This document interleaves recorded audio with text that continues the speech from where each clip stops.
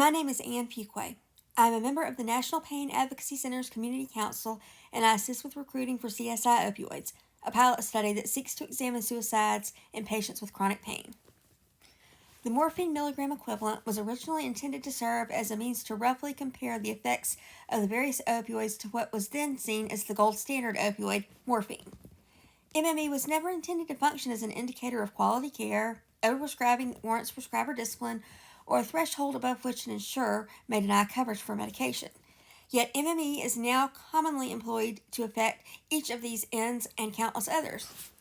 I am so grateful to the many respected professionals who have spoken so forcefully on this subject today. The lives of patients are hanging in the balance and depend on your courage. The morphine milligram equivalent has been weaponized, much like the CDC guidelines. The impact on patients has been both widespread and dire. As a chronic pain patient with multiple cytochrome P450 defects, I have experienced many of the problematic issues related to MME described by Drs. McPherson and Footen. Doses that would be both unnecessary and carry added risk for most patients allow me to enjoy a good quality of life. My overall health is drastically improved. I live in a city with some of the finest healthcare providers in the nation, yet I must fly across the country every 3 months just to get medical care that allows me to maintain the quality of life I have. Losing my source of medical care is an ever-present concern. This should not even be a consideration in the 21st century in the United States of America.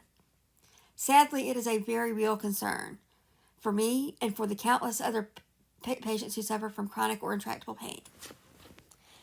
An MME greater than 90 in a patient who is stable and functioning well without discernible risk following extensive investigation bears some similarity to a false alarm. This can lead to involuntary tapering that ironically elevates risk and may in fact result in actual harm and even death. Conversely, a lower MME can provide a false sense of security when risk exists. An example of this would be a physician who chooses to provide codeine because it is one of the weakest opioids. The physician is unaware that his patient has a CYP 450 2D6 defect that causes him to metabolize codeine to morphine more rapidly. Even with a therapeutic dose of codeine, this patient may well experience an opioid overdose. Healthcare providers should be able to focus on their patient, their pain, and the manner in which their pain impacts their ability to function.